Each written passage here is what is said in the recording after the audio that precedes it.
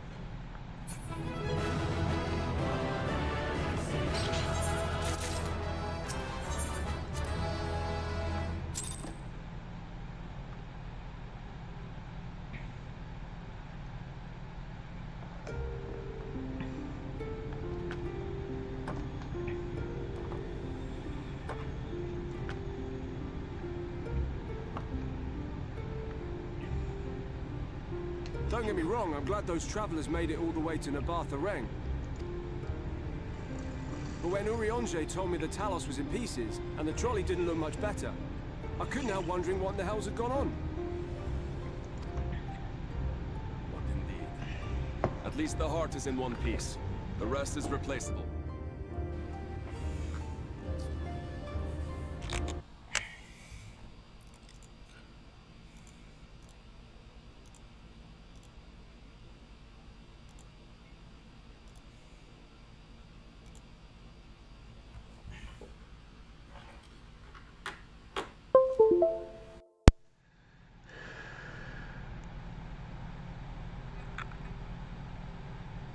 What's up, Peter? Huh.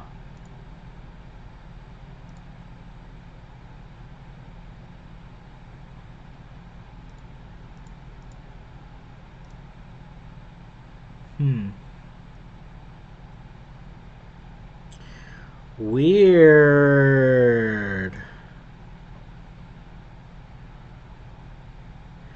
Interesting. No, it's supposed to remove my backgrounds, but it's not doing that. I guess, I gotta figure out how to fix that. Update available. Can I update? Huh. Yeah, my backgrounds aren't working. Do you want to add visuals into my background? No, not really. I'm not buying any art.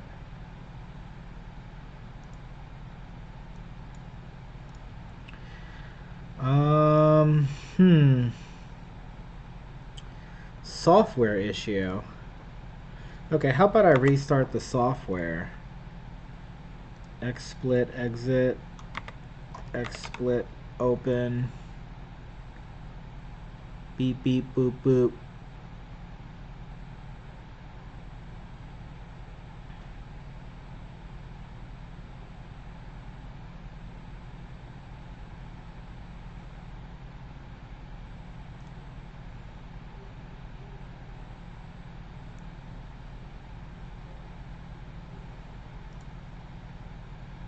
There we go. That's what I wanted. Wonderful. Okay, perfect. Looking at this mess, though, it's a miracle they survived. You can say that again. What the? Are you seeing this?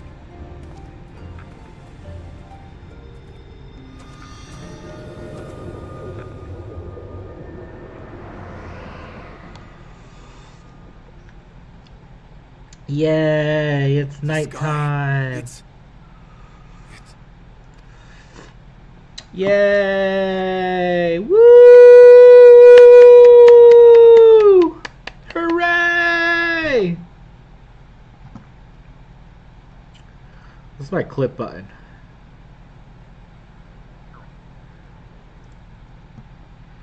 What's my clip button?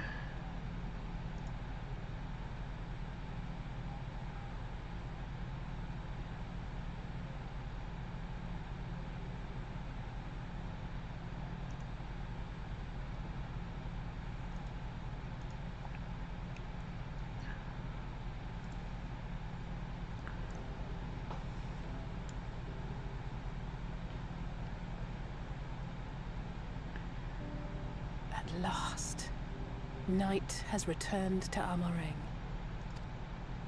Way to go, Knight! Woohoo! We'll save this, Tesleen.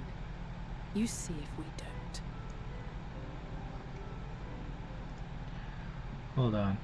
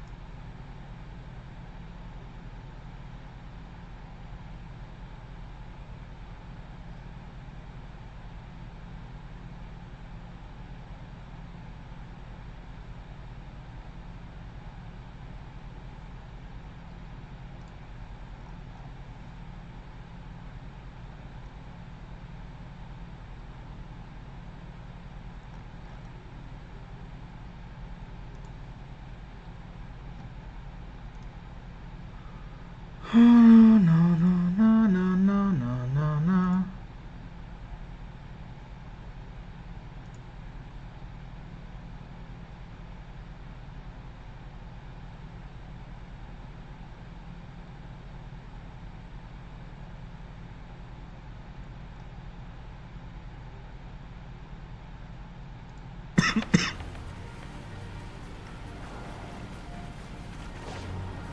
Yeah! High jump kick. Critical hit. Super effective. That's funny. That's pretty funny. Where's my...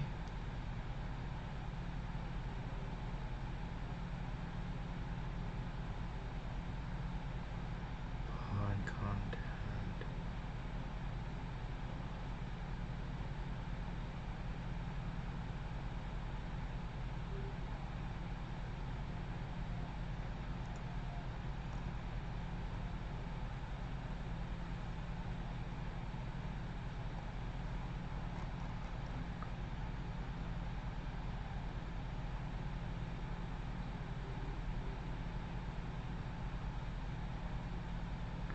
F6? That's what, that was my save replay thing? Okay. Alright, cool. F6, that's my button. Okay, cool.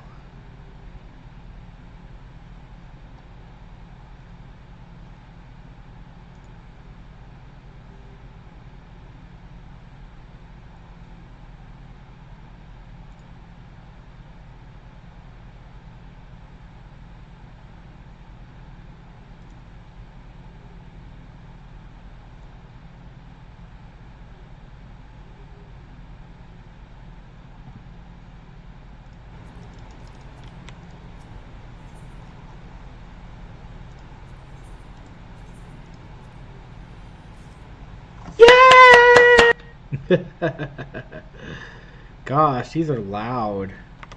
I have a loud microphone. Turn this down a little bit. Yay! Spirit of the Remembered. Heck yeah. A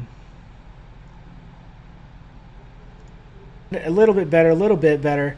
And then, like, on season 30, it goes up like this. It's like it goes all the way up at season 30, and then it gets really good.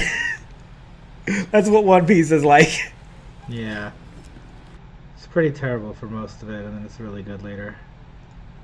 Ba, ba. Ba ba ba ba ba ba ba ba ba ba ba ba ba ba ba. An adventurer? What are you doing in a place like this? Okay, what if I go back?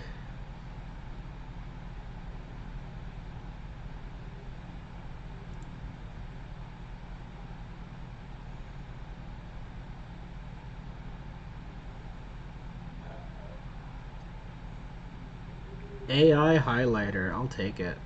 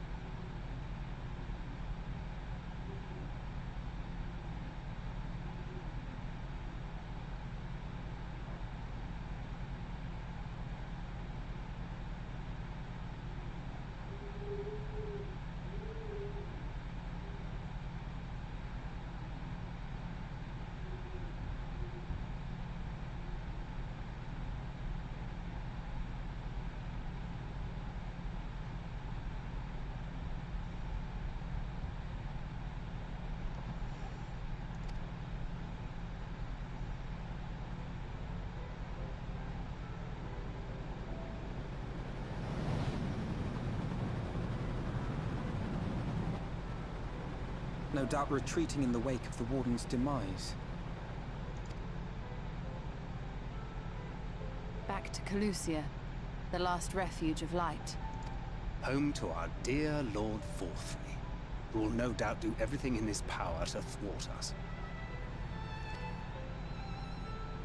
As well he should, for defeat there would spell the end for both him and his heavenly host.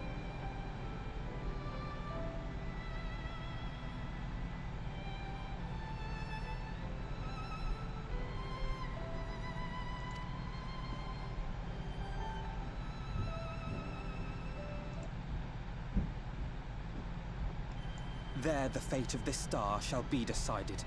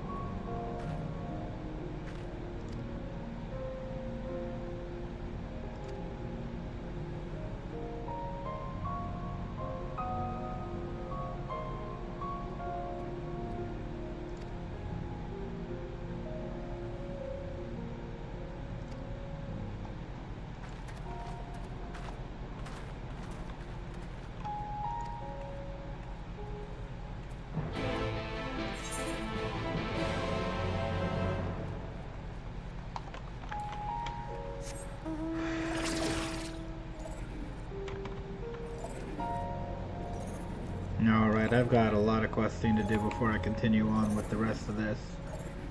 So, buckle up.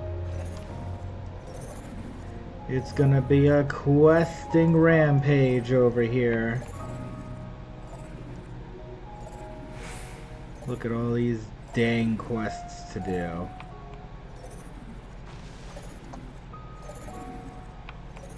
Unbelievable. Unbelievable.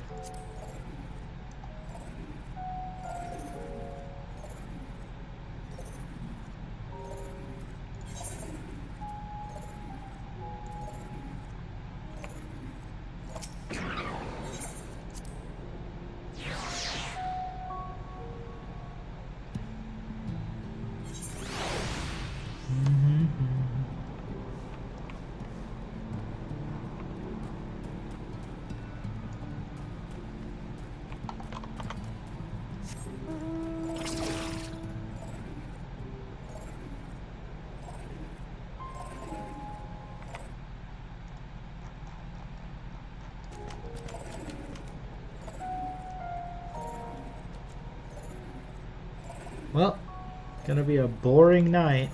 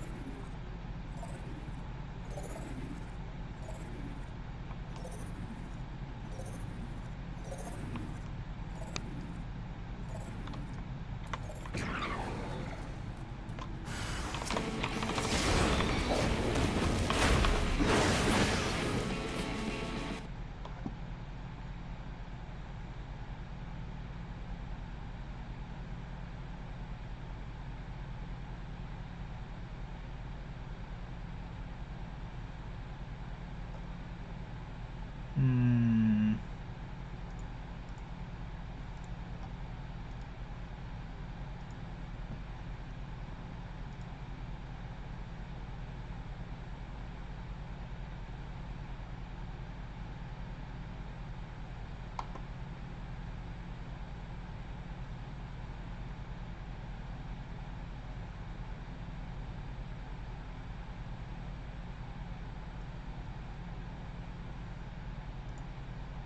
"99% of people trying to break into tech are following a path guaranteed to fail in 2025. They're building weather apps and to-do lists that look identical to thousands of other portfolios. They're spending months in tutorial hell developing skills that AI is already replacing. And they're competing for a shrinking pool of entry-level jobs while wondering why no one calls them back.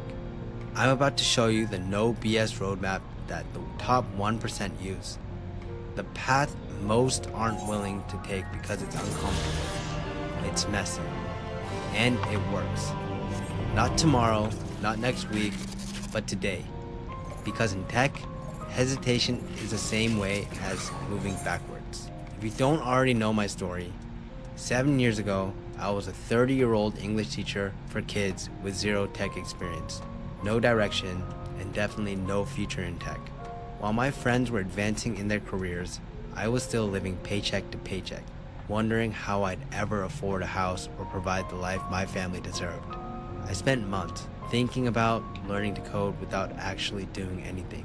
Every day, I tell myself, I'll start tomorrow, or I need to research more bootcamps first. That paralysis cost me thousands in potential income. When I finally took action, I made every mistake possible. I bounced between random YouTube tutorials. I started and abandoned 4 different courses. I built the same generic projects as everyone else. Each rejection crushed my already fragile confidence. My breakthrough came when I realized 2 things. First, companies don't hire people who can follow tutorials. They hire people who can solve problems. Second, the longer I waited to get proper guidance, the further behind I fell. I stopped thinking about it and found mentors who had walked the path before me. Within months, not years, I landed my first developer role. Today, I've been fortunate to have earned over $300,000 as a senior developer who's managed tech teams doing 7 to 8 figures in revenue. Here's the counterintuitive truth most people miss. Breaking into tech isn't about learning to code.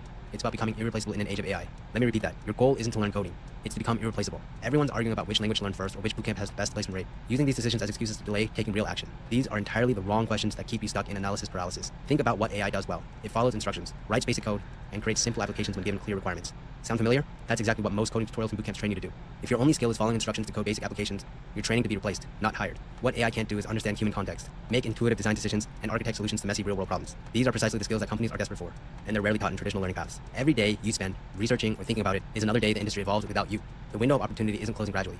It's slamming shut with each AI breakthrough. This fundamental shift from stuck in analysis paralysis to problem solver is what separates those who will thrive in the AI age from those who will be left behind, and it's available to you right now. Let me walk you through the no BS roadmap that actually works in 2025.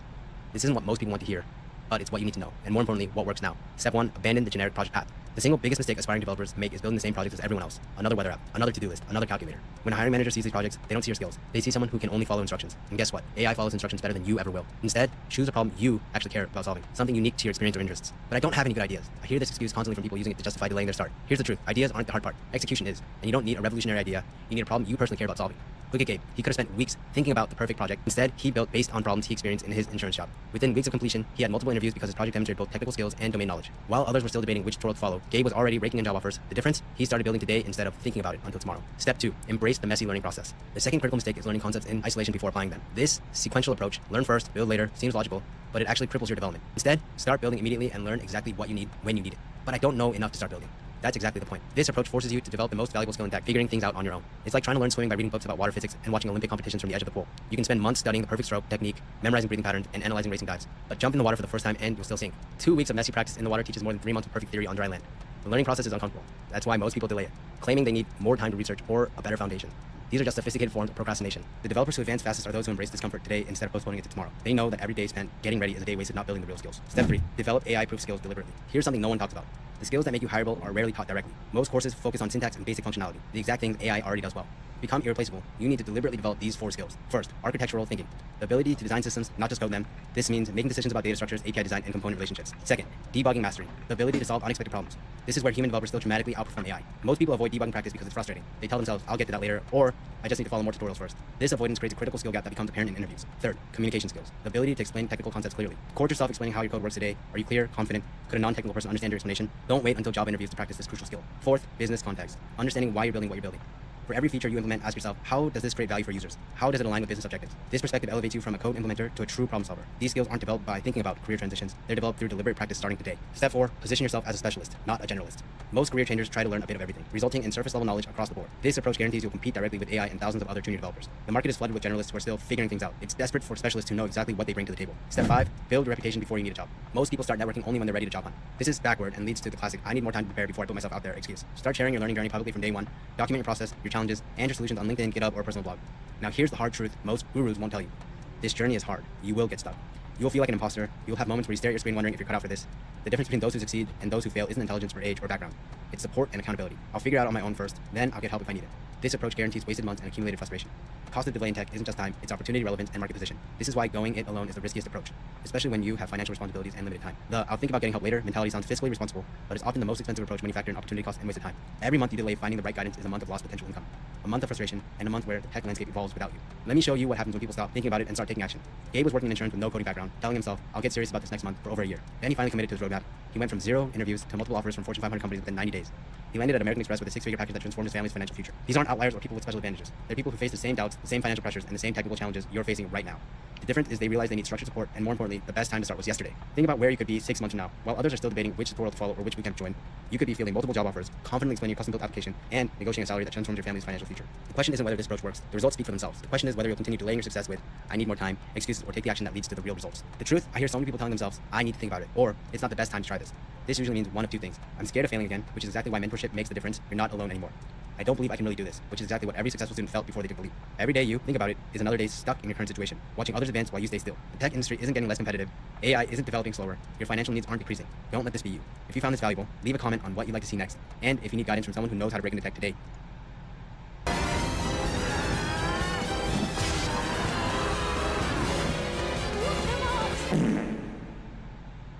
I don't know, guys. I don't know. God fucking help me. I don't even know where to start with this one. It's a wonderful disaster. So I guess I'll just start with what the patch promised. So yeah, Yoshi Baby recently said in an interview with Famitsu that this patch would address the criticism players have had with the game and would show the direction that we'll be taking going forward.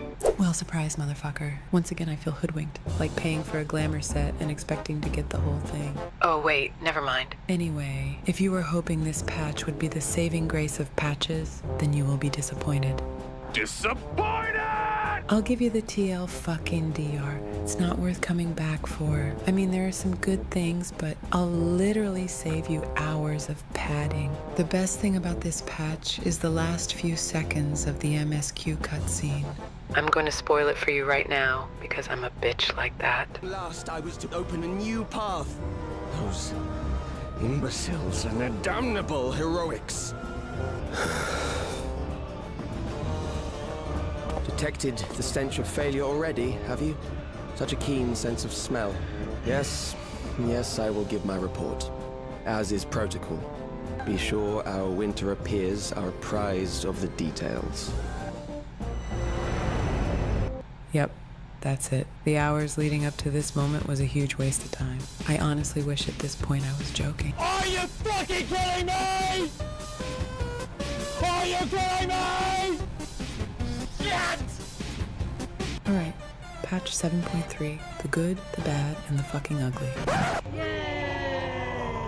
I'm Sabrina, the Cure #1 fangirl, Final Fantasy tourist, goth girl, blah, blah, blah. I hope you have a shit day. Today is my absolutely lazy review of the new patch, so yeah, let's do this shit.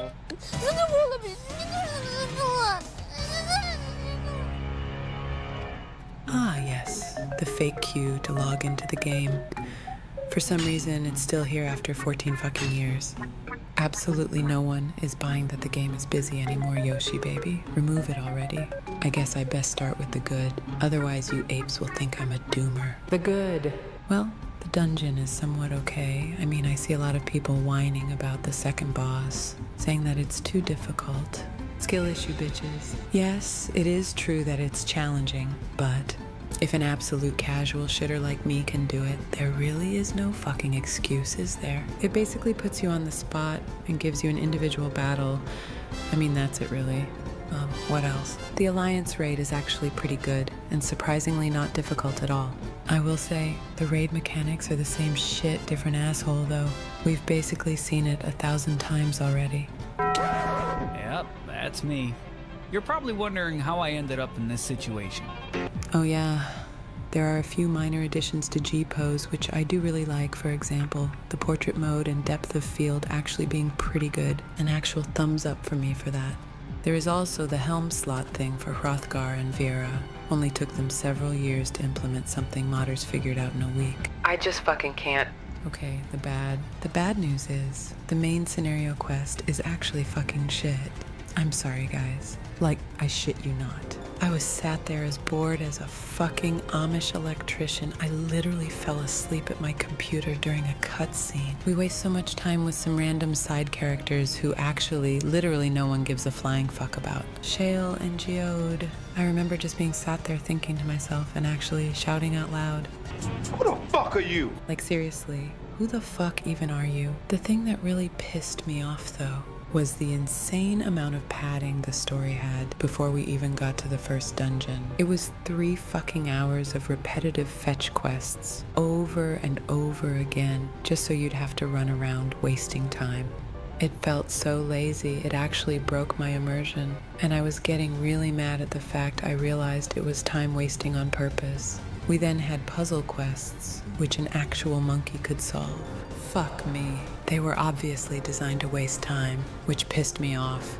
And now finally, the ugly. The main antagonist is so poorly written, literally the personification of their low-quality writing. I just thought to myself, he is so forgettable, so unoriginal, and most importantly, wasted potential. You know, with him being a scientist and all, why the fuck didn't they lean more into that? For example, actually challenge the morals of Ffxiv by giving her the trained philosophical question.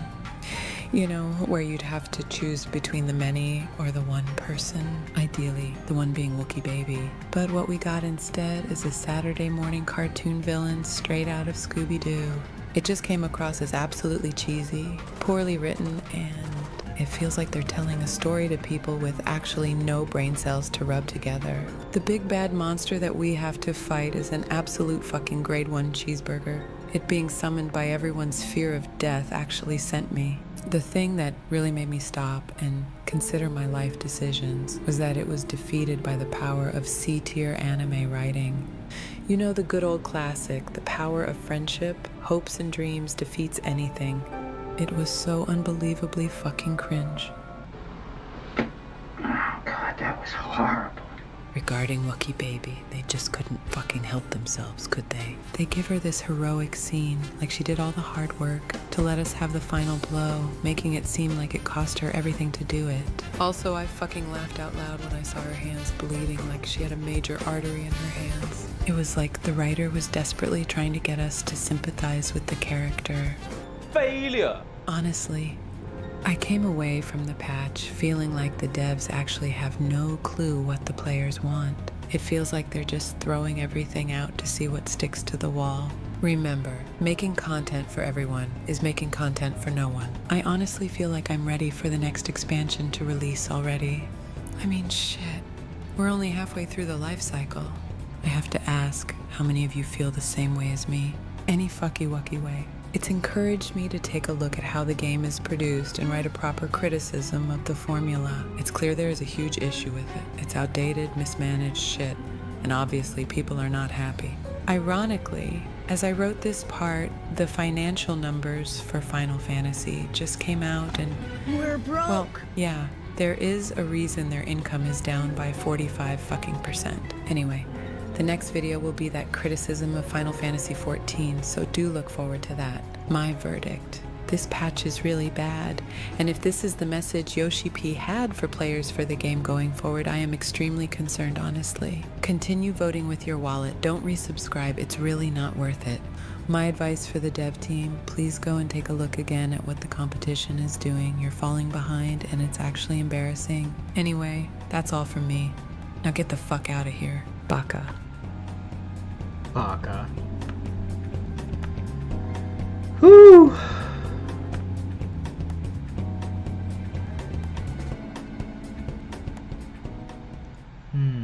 See, this is a big deal. It's like a secret. It's like a loophole.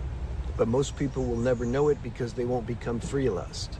You can't realize this until you become free of lust. It's not the same as like you read something, some master says, oh, it's real important to be free of lust, and then you can feel the bliss of the soul, you know, all this, it's like propaganda. It doesn't mean anything unless you actually experience it firsthand, and most won't, because this whole matrix, this whole world is set up and designed to keep you searching, craving, trying to find, trying to satisfy senses that'll never be satisfied, ever.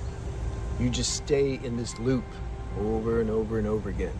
You know what'll happen? It will continue even when you leave this realm. You'll be stuck in some dream loop, trying to satisfy your senses. It's not working. You'll just be stuck. It's only by grace one can be free of this, but grace needs somehow our openness and willingness to be free. Of course, grace gives us that too.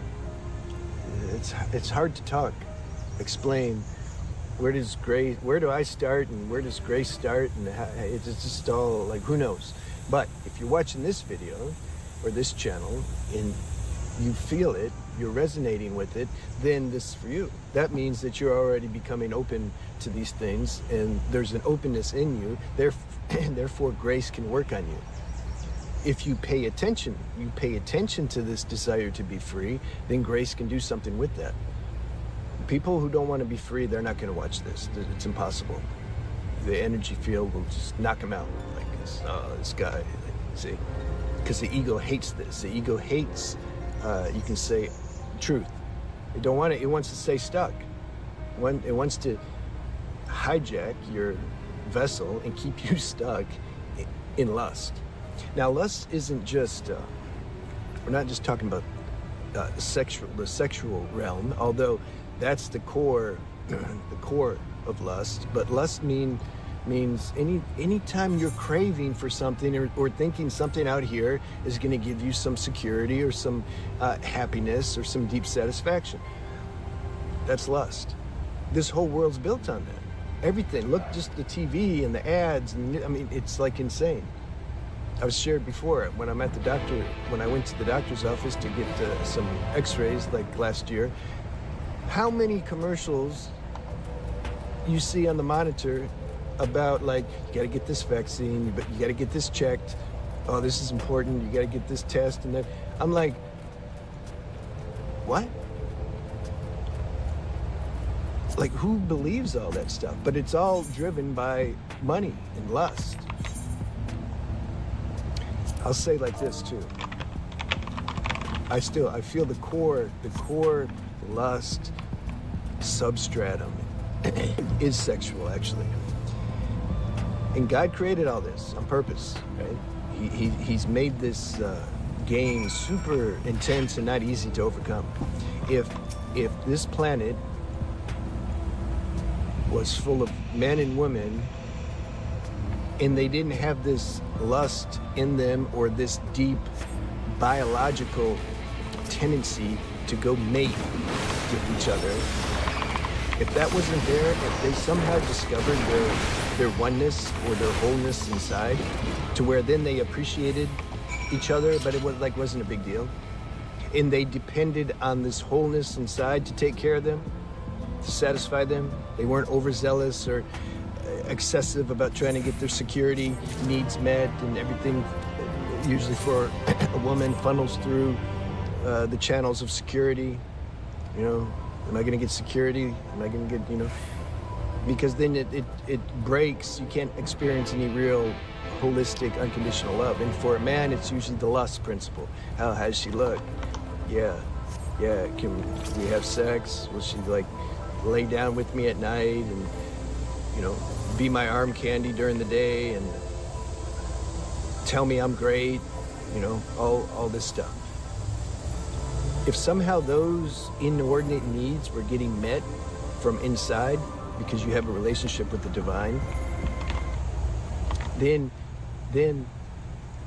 imagine there wouldn't be, because everybody's doing everything almost for that, because they're trapped in lust or the need to be seen by the opposite sex or just by the world in general. How many companies would be out of business then? All the anti-aging, you know, skin creams and companies and all the beauty products, all the operations, all, god damn, just everything, man. It's even bled through to a large degree into health and spirituality. This meaning people get into that because their deeper motives are being fueled by lust. Let me go get spiritual now. Yeah, I'm gonna go get spiritual and do the yoga classes, and because then I can see other. If I'm a guy, I'll see the girls wearing their little yoga pants, and maybe they'll like be in front of me, and maybe I'll see something, or maybe, you know, I'll meet them. Oh boy, maybe I'll find out about some tantra class. Maybe this, maybe that. Maybe I'll get very high level self-realization. Then I'll get the girls. Then they'll like need me. They'll like be like, wow, he's super spiritual. I'll be like, yeah, I know some tantra too. Oh, do you? Yeah. All that's in there somewhere, but like very few people look at that. How do I know? Because it was in me when I was doing it. It was in me. I know, and I've been on the planet long enough, and I've been in these, around this stuff enough to where once you know how that feels in you, that vibration of lust, it's a frequency, it's a vibration. Once you realize that in you, and once you have some distance from it, you can see it in others. That you can't hide it. I've said before, you can't hide your frequency or energy. People get manipulated too easily because they're naive based on what a person says. It doesn't matter what somebody's words, what they say. It doesn't even matter somebody's actions. Some people say, well, their actions are, if they're doing good actions, that means you can. That also doesn't mean anything. What's the motive behind the actions? Am I helping her because really I want to get her number? Am I trying to help the masses of people because really I just need I need to get a dopamine hit? I need to feel like I'm worthy. Wow, I went and spoke at this group and there was 100 people and they all, yeah, good, I'm worthy. Subtle stuff, subtle motives. We're here to look at that stuff because that's the stuff that binds us and bonds us. That stuff. So if everybody was pure and they didn't have this strong tendency for lust, then, I mean, what would it be like, man? It'd be like Golden Age. They call Golden Age the age of the gods. That means all the beings that were here that have transcended this level, this realm, they don't need to come back here. They come back just for fun, just enjoy on a dense, gross level. Human level is very dense and gross. I made that video, I don't know, a few weeks ago about the astral dimensions. It's more subtle, it's more energetic. You don't have this heavy body. This body's very gross and dense. It has its advantages, everything's duality. But what would the world look like? Imagine you appreciate, if I'm a man, I appreciate a woman, for example, I like her energy. It's like, it's nice because we're playing the role. The consciousness has identified with half of the whole. It means it's identified with the male body, male biology, etc. So when it meets a woman, she's the other half, then there's a nice, like, you know, on the level of experience, it's just nice. There's some synergy, there's some balance. You feel like a sense of balance and wholeness on the physical level. And one can say, yeah, but on soul level, you're already balanced. Yeah, that's fine. Soul level's cool. But when you're in this human dimension, it's also nice to feel a balance on a physical level. So then you would just talk to each other or do whatever, share energy. You don't have to have sex to share energy. You share energy just by looking at each other, just by talking, being authentic. You're exchanging energy. You wouldn't be caring anymore about like, oh, how do I look? People care so much how they look, but they don't know that they care. You ask the average person, oh man, I don't care how I look. Because they're not aware of the deeper subconscious tendencies that really care how you look. Yeah, on my other channel, I make fun of the guys sometimes. Like, I say, don't go to the gym. Don't be so obsessed with going to the gym just to try to get gains to show off in public to the girls. I say, no, man, I go to the gym just for myself. Yeah, also, okay, that's there. But are you aware that there's still some subconscious, deeper care about what people think, how they look at you. You care about that. This is how the darkness hides in you, and you can't like get out of it unless you admit it. A lot of people have trouble with their diet, for example. They know intuitively they should eat better and eat cleaner and lighter. Because let's say they have a sensitive nervous system. So they're eating all this heavy food and they're having symptoms.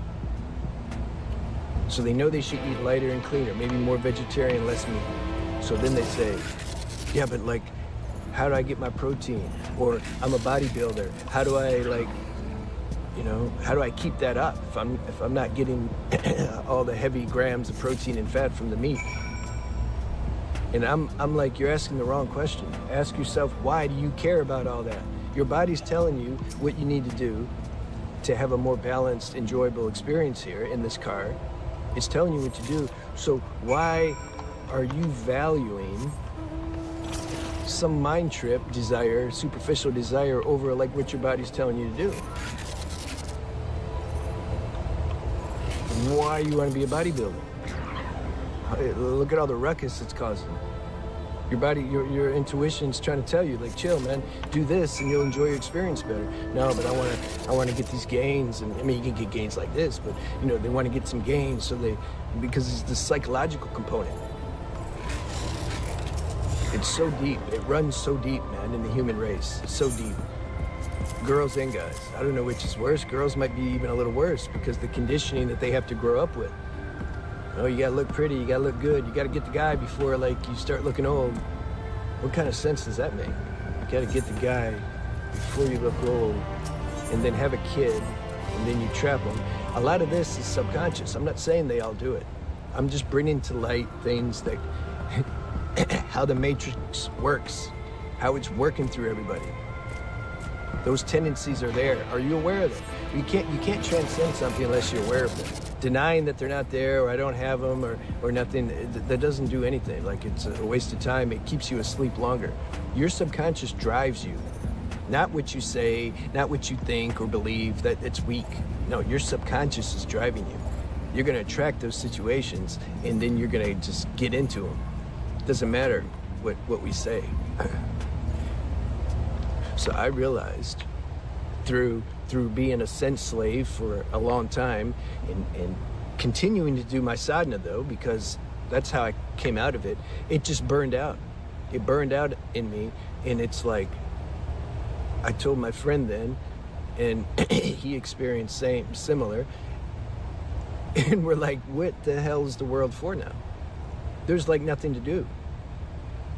When that tendency for lust and attraction and, I met a new girl, wow, I got her number too. When all that stuff went away and it was like just kind of funny. Like, no longer I got a hit from that. No longer when I go into public and I'm checking to see where the girl's at, how they look, who's looking at me. No longer am I making decisions on where I go and what I do based on like the crowd that's going to be there. Based on am I going to get my dopamine fix, basically. When all that went away, it's like, what's there to do? There's nothing to do now. That's what I meant when I said I made a video before about outgrowing the planet. You outgrow this realm, basically. This realm is for sense pleasure. This matrix is set up to be asleep to your true nature, and then try to find happiness by looking outside yourself, and by giving millions of things that you can try that will give a dopamine hit or a sense of aliveness. Millions of things. So then it's like, that's the game. I'm gonna put you in this matrix pot with all these things that can stimulate you, and then you have to realize at some point it's all nonsense, actually. Then you outgrow the planet. And then when you go to the next realm, man, you'll enjoy. I'll say like that. You won't enjoy as much if you didn't outgrow this. You won't get punished, but you'll have to go through more training, more deeper training. Maybe you'll be in a certain astral's something else, man.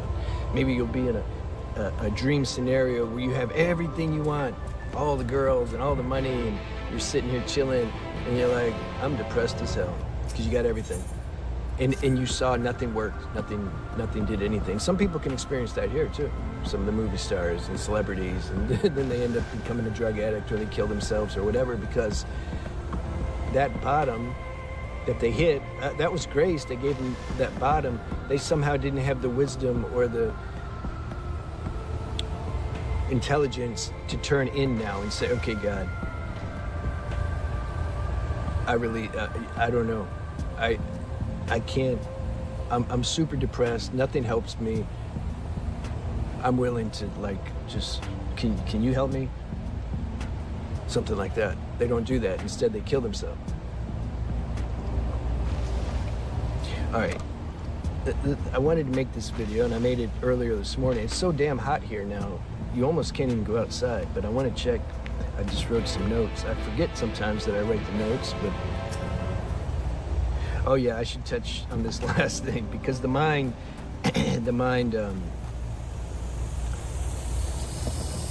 this is how the mind works.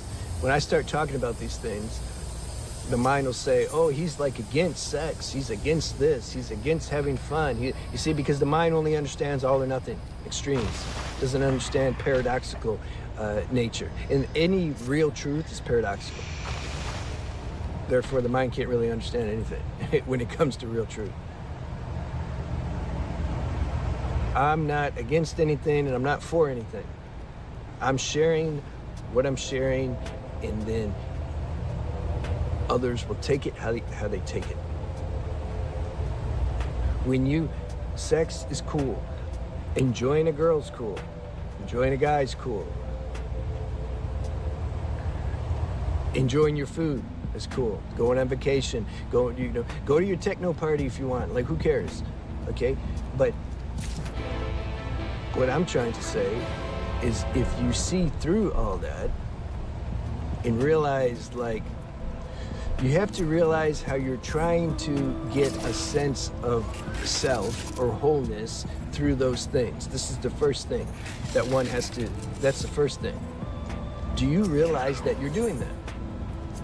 If you say you're not, and no, man, I just go and enjoy, and I don't have any, okay, good, yeah, okay, you're awakened, good, enjoy. Most people that are lying, they're not there. They just don't want to look at these things because it brings up a sense of shame and guilt, and, oh, I'm not as good as I think I am, and all that. So you have to work, you have to get to where you're not so critical of yourself, and you realize your imperfections as a human. Why do you identify so much with this human matrix self that you're playing in? Of course you're imperfect as hell. Everybody is. Everybody is. You can't be perfect in this meat suit. It's impossible. A real master knows that. He embraces that. And then paradoxically, you start to become more perfect because you're not fighting it or denying it. So I'm saying, enjoy your sex, enjoy whatever. But are you trying to get a hit from those things because you're cut off from your source? You can say like that. First step.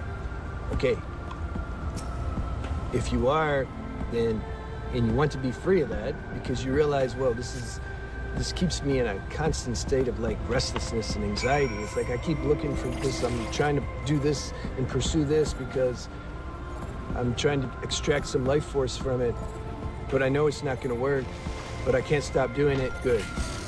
Ask God to help you. Find your spiritual practice, find a way to get some real wisdom and knowledge and support, and then you'll overcome that. At some point, it doesn't matter. It doesn't matter when. What matters is you're on to the game now. That's what matters. That's all that matters. And then you can go still enjoy these things. If life puts you in that situation, but you're not going to be seeking it out. If I'm sitting here in the woods right now and a girl comes and she sits on that bench, she's looking at me, and somehow, let's say she's a village girl from India, she's like interested. Somehow she feels the vibration, she likes it, she's looking. That's cool, that's cool, that's cool. Now, if a modern society girl's sitting there and she's like, you know, she's trying to work me, then I'll have to shoo her. Shoo. I was in Thailand, there was this, I like village girls, and but my point is, if that was a village girl, I'll enjoy that experience. I wasn't looking for her, but God worked it out. So you enjoy things like that, but you don't seek them out anymore. All right, but I was in Thailand, and I liked the village girls, and she was selling fruit. And I would always go by, I tease her. So then I'd go, and then I'd drive my scooter and get the fruit, and then I would always, I would hit my back, the back seat, the back, you know, on the motorcycle, you have a back where the passenger can sit. And so before I'd leave, I'd look at her and I'd hit the back, like let's go for a ride. She'd say, no, shoo. We had a good, I missed that actually. All right, I'll see you. I am Ray, and one of the worst mistakes you can make when it comes to lust, it's a spiritual trap that many people fall into. And if you're not careful, it can keep you struggling forever. Don't look at these, look at me. Are you not listening to me? You have been fooled. These are not boobs. It is the face of judgment. Coffee.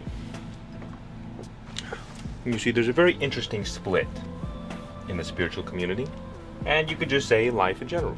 I'm just going to broadly categorize them as, probably spelled that wrong.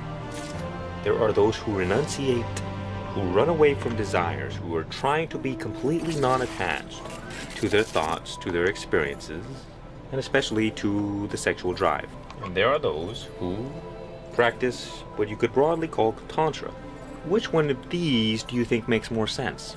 You see, many religions practice celibacy, renunciation, denial of the flesh. And although there is wisdom in this, I don't think it really works. I think there are very few people on this earth who can successfully deny this animal body and it actually go well for them. Very few. And think about most people's mindset when dealing with lust. I'm attracted to this thing that I know it's not good for me, but I can't stop. So I'm going to try to run away from it, avoid it, struggle with it, fight it. That doesn't solve the problem. I think this is one of the more damaging religious ideas that exists. Because, well, what do you get? You get Catholic priests and choir boys.